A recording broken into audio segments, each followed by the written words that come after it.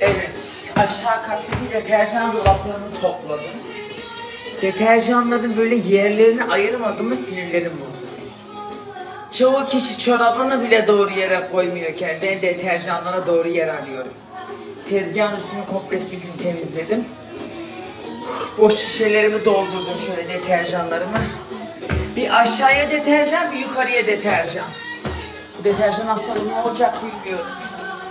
Evde kıyafetten çok yumuşatıcı, yüzey temizleyici var.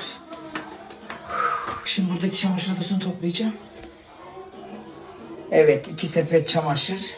Bir de banyonun halısını yıkamam lazım. Ders temizleyici aldım, terasın derzlerine dökeceğim de. Teras şu anda cehennem nar ama bir halı atsam 5 dakikada kurur.